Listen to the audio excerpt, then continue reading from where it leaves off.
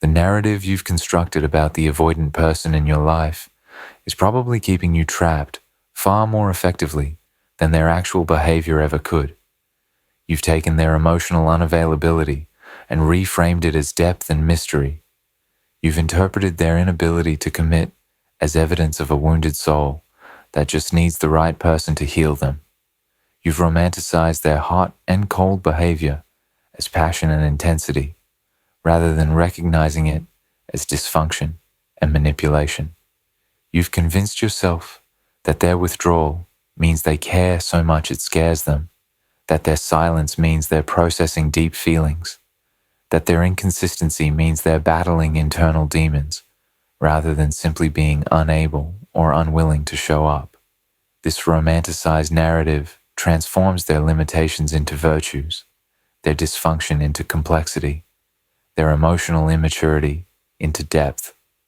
It allows you to stay invested in someone who is fundamentally unavailable by reframing their unavailability as something noble or profound, rather than what it actually is, a pattern of behavior that prevents genuine intimacy and leaves you perpetually unsatisfied.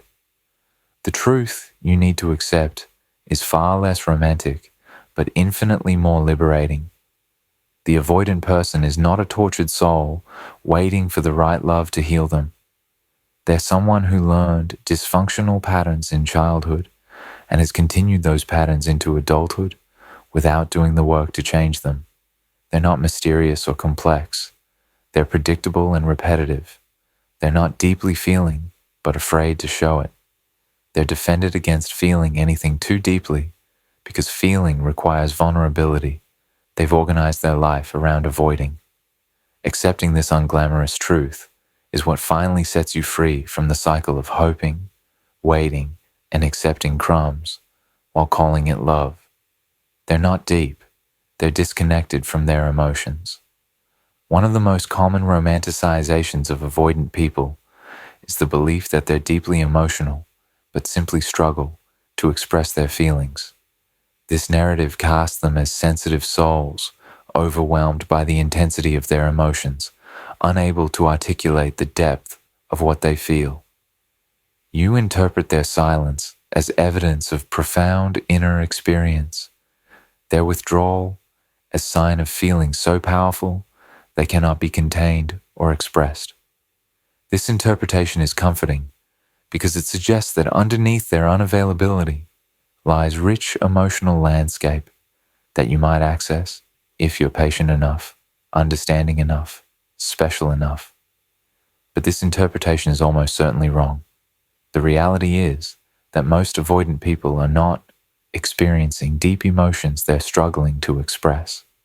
They're experiencing minimal emotions because they've spent their entire lives developing strategies to avoid feeling deeply.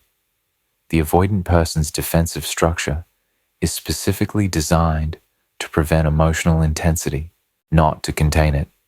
They learned early that emotions are dangerous, that expressing feelings leads to rejection or creates burden, that the safest path is to minimize emotional experience altogether.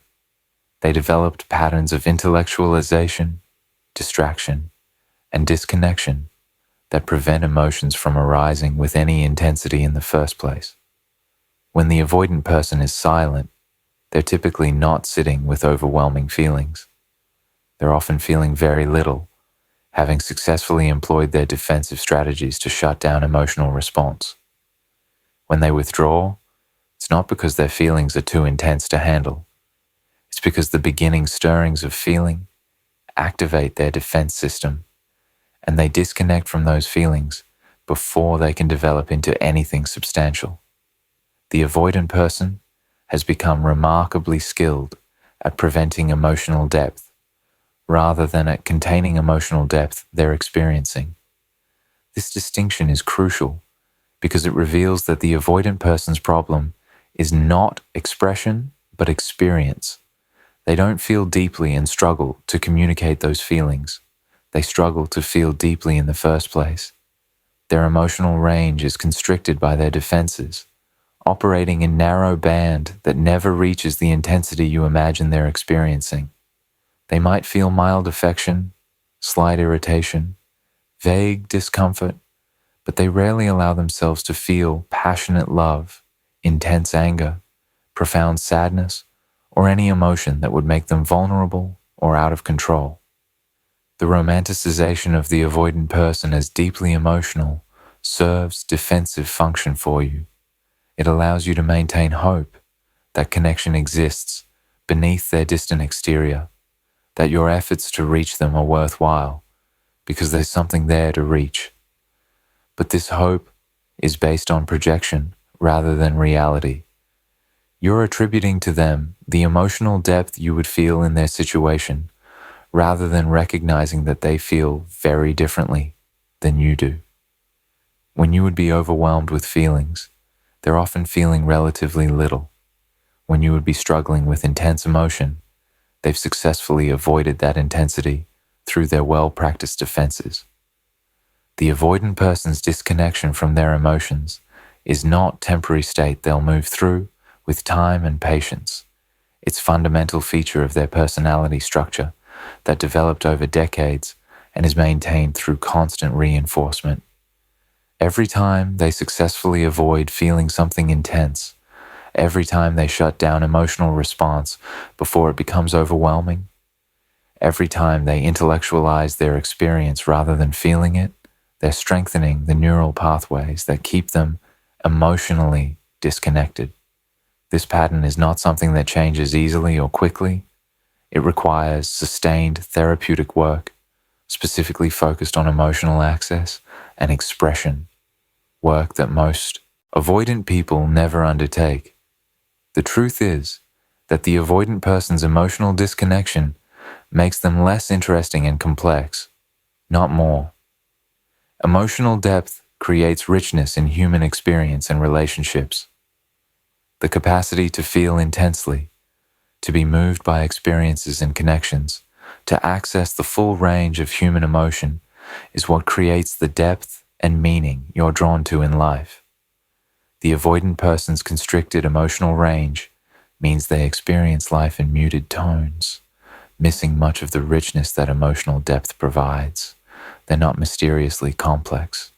They're limited in ways that prevent them from experiencing and offering the intimacy you seek. This limitation shows up in specific ways that you've probably noticed, but reinterpreted through romantic lens. The avoidant person doesn't express enthusiasm about experiences or future plans. You tell yourself they're just more reserved, or they show excitement differently. The reality is, they don't feel much enthusiasm because allowing themselves to want or anticipate something creates vulnerability to disappointment. The avoidant person doesn't seem deeply affected when you're upset or hurt.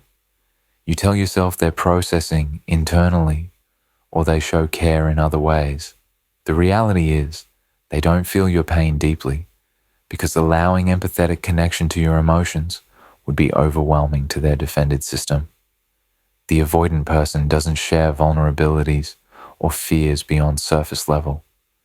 You tell yourself they're private, or they need more time to open up. The reality is, they don't access those vulnerabilities themselves most of the time because their defense system keeps them from examining their fears and insecurities closely enough to articulate them. The avoidant person doesn't fight passionately or engage intensely during conflicts.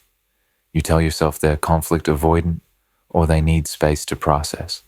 The reality is, they don't feel intensely enough about the issues to engage passionately, and their primary goal during conflict is emotional shutdown rather than resolution. Accepting that the avoidant person is emotionally disconnected rather than deeply emotional requires grieving the fantasy you've constructed. You wanted them to be a person whose depth matched your own, whose capacity for feeling matched your capacity.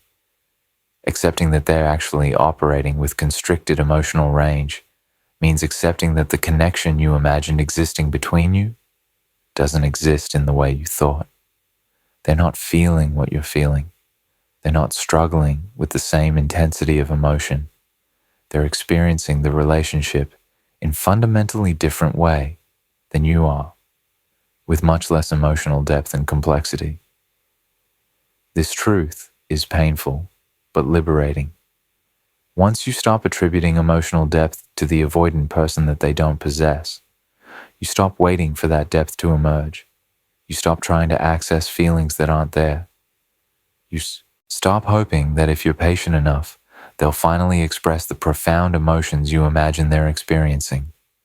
You recognize that their emotional disconnection is the reality, not a temporary obstacle to emotional connection. This recognition allows you to stop investing in potential that doesn't exist and start seeing the person in front of you clearly. They're not independent. They're incapable of interdependence. Another pervasive romanticization of avoidant people frames their distance and emotional unavailability as admirable independence. This narrative casts them as self-sufficient individuals who don't need anyone, who are complete within themselves, who have achieved level of autonomy most people only aspire to. You might admire their apparent ability to be alone without loneliness, to function without requiring validation or support from others, to maintain their sense of self without relying on relationships to define them. This admiration transforms their avoidance into strength, their inability to connect deeply into confident self-reliance. But what appears as independence is actually inability to engage in interdependence. True independence exists alongside capacity for healthy dependence and genuine connection. Securely attached people can be alone and enjoy solitude, but they can also be deeply connected when appropriate. They can rely on themselves, but they can also ask for and receive help from others. They can maintain their identity within relationships, while also allowing themselves to be affected and shaped by the people they love. This is interdependence, the ability to move fluidly between autonomy and connection, self-reliance and healthy dependence, maintaining self, while also being genuinely intimate with others. The avoidant person lacks this fluidity. They're stuck in rigid independence that prevents genuine intimacy.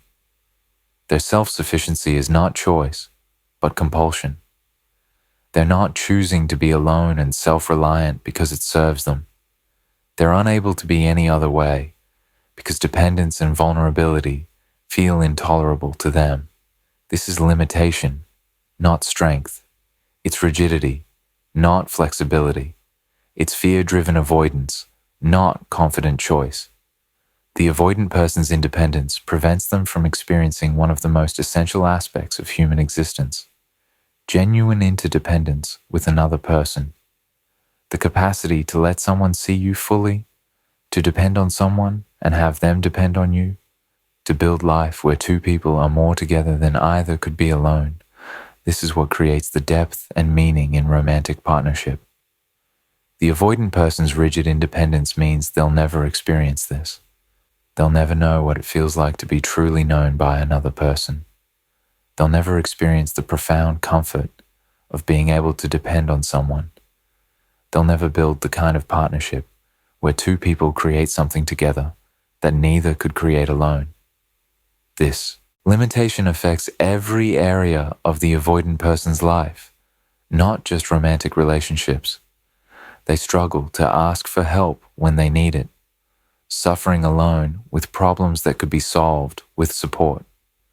They miss opportunities that require collaboration because they can't work genuinely with others. They experience life's difficulties without the buffer of genuine connection that makes those difficulties more bearable. They're isolated even when surrounded by people because their rigid independence prevents true belonging. This is not admirable self-sufficiency. This is lonely, constricted existence that prevents access to much of what makes life meaningful.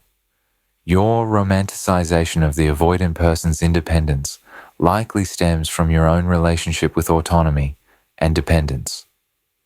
Perhaps you struggle with being too dependent on others, and you admire what appears as the avoidant person's freedom from that struggle. Perhaps you've been hurt by people who were too needy, and the avoidant person's lack of neediness feels refreshing.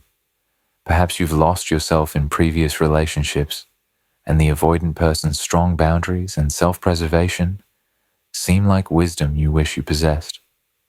These personal histories make you vulnerable to viewing the avoidant person's rigidity as strength rather than recognizing it as limitation. But what you're admiring is actually the flip side of the same dysfunction you're trying to avoid. Anxious dependency and avoidant counterdependency are both dysfunctional patterns that prevent healthy interdependence. The anxiously attached person loses themselves in relationships and relies too heavily on others for sense of worth and stability. The avoidant person maintains rigid independence and refuses to rely on anyone for anything meaningful.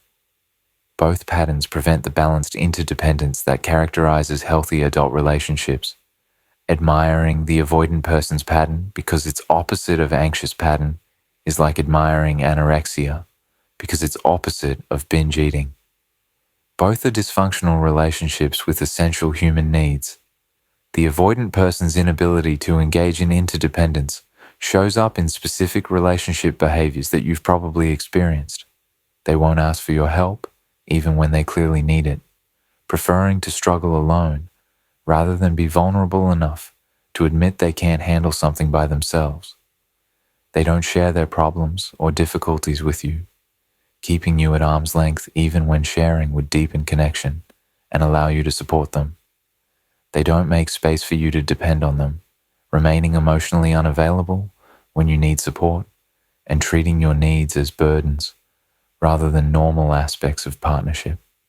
They don't build life with you, but rather maintain separate life you can visit occasionally. They don't integrate you into their world, but keep you compartmentalized, preventing you from becoming truly essential to their daily existence. They don't make decisions collaboratively, but rather inform you of decisions they've already made. They don't create the intertwined life that partnership involves, but maintain parallel existence where you orbit around them without ever becoming truly integrated into their life.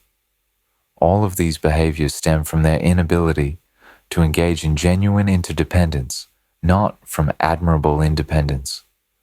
The truth is that the avoidant person's rigid independence makes them poor partner, not admirable one.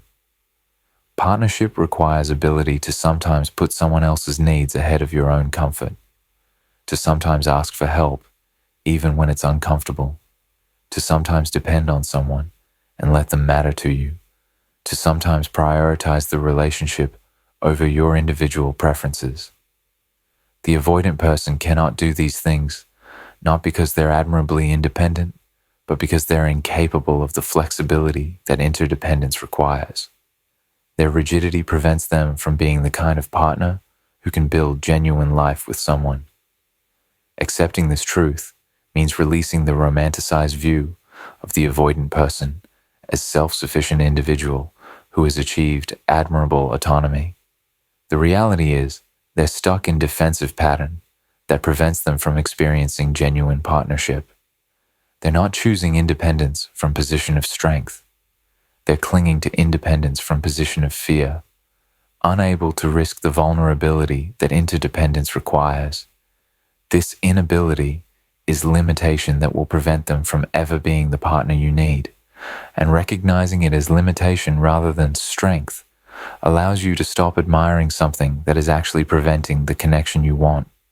They're not protecting their heart, they're protecting their comfort. Perhaps the most damaging romanticization of avoidant people is the narrative that their withdrawal and emotional unavailability stem from past hurt that makes them afraid to open their heart again.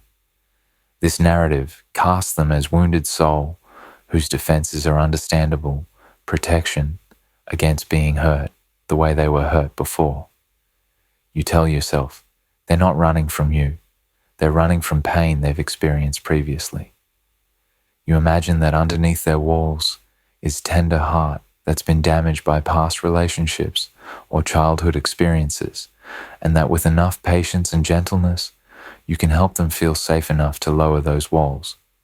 This narrative is seductive because it makes the avoidant person's rejection feel less personal, and it suggests clear path forward. If they're just protecting their wounded heart, then you can prove you're safe. You can demonstrate that you won't hurt them the way others have. You can be the exception who finally helps them heal. This framing also makes their unavailability seem temporary, something they'll move through once they recognize you're trustworthy. It transforms their dysfunction into romantic challenge that your love might overcome. But this narrative fundamentally misunderstands what the avoidant person is protecting and why. They're not primarily protecting their heart from being hurt again. They're protecting their comfort from being disrupted. They're not afraid of pain, at least not in the acute sense you imagine. They're afraid of discomfort, of vulnerability, of the loss of control that genuine intimacy requires. These are different fears with different implications for whether the avoidant person will ever let you in. The avoidant person's defenses were originally developed in response to childhood experiences where emotional vulnerability was met with rejection, dismissal, or became burden on caregivers. But these defenses are no longer operating in response to past pain. They're operating in response to present discomfort. The avoidant person has structured their entire adult life around avoiding the discomfort of vulnerability and the loss of control that comes with depending on someone. Their withdrawal from you is not about protecting themselves from replay of past trauma. It's about protecting themselves from the immediate, present discomfort of intimacy. This distinction is crucial because protecting comfort is very different from protecting heart. If the avoidant person were genuinely protecting their heart from being broken again, there would be path forward through building trust and demonstrating safety. But if they're protecting their comfort from the inherent discomfort of vulnerability, there's no amount of safety you can provide that will make vulnerability comfortable. Intimacy requires vulnerability, and vulnerability is inherently uncomfortable. The avoidant person has organized their life around avoiding discomfort, which means they've organized their life around avoiding genuine intimacy. The avoidant person's pattern is maintained not by fear of catastrophic hurt, but by persistent low-level avoidance of uncomfortable feelings. They don't withdraw because they're afraid you'll devastate them. They withdraw because beginning to care about you creates mild anxiety that they manage by creating distance. They don't refuse vulnerability because they're terrified of being destroyed. They refuse it because being vulnerable creates discomfort they've spent their life learning to avoid. The stakes feel enormous to you, but to them, it's about managing daily discomfort rather than protecting against traumatic injury. This truth means that the avoidant person is not going to be healed by your love or patience. You cannot make vulnerability comfortable for them. You cannot remove the inherent discomfort that intimacy requires. No matter how safe you make them feel, no matter how much you demonstrate that you won't hurt them, the discomfort of being vulnerable with another person will remain. And as long as avoiding discomfort is their primary organizing principle, they will continue withdrawing from you whenever. Closeness creates the discomfort. The romanticization of the avoidant person as protecting their wounded heart also obscures the selfishness of their behavior. Framing their withdrawal as protective makes it seem like reasonable self-care, but maintaining walls that prevent genuine connection while keeping you invested and hoping is not self-protection, it's selfishness.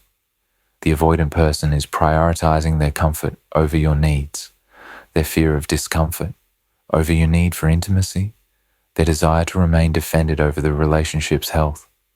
This prioritization is not noble or understandable. It's the behavior of someone who is unwilling to tolerate discomfort for the sake of connection. The avoidant person is not a victim of their past who is bravely trying to protect themselves from further harm. They're an adult who is choosing, mostly unconsciously, to prioritize their comfort over the work required for healthy relationship. They're choosing to remain defended rather than doing the difficult work of expanding their capacity for vulnerability. They're choosing to continue their patterns rather than examining and changing those patterns. These are choices, not inevitable responses to past pain. And these choices reveal that the avoidant person values their comfort more than they value genuine partnership. Accepting this truth requires you to stop giving the avoidant person credit for depth of feeling and fear they probably don't have. They're not lying awake at night, terrified of being hurt, battling with themselves about whether to let you in. They're mostly comfortable in their distance, experiencing minimal internal conflict about their patterns. They might have occasional moments of wondering whether they're missing out, but these are intellectual ponderings, not emotional crises. The dramatic internal battle you imagine them having is projection of what you would experience, not reflection of their actual experience. The truth is that the avoidant person is not protecting precious tender heart that just needs the right person to feel safe. They're protecting defended, comfortable existence that prevents them from having to feel very much at all. This protected existence is not preferable to vulnerability. It's lesser existence, one that prevents access to the depth of connection and meaning that makes life rich. But it's comfortable existence, one where they feel in control and safe from the discomfort of genuine intimacy.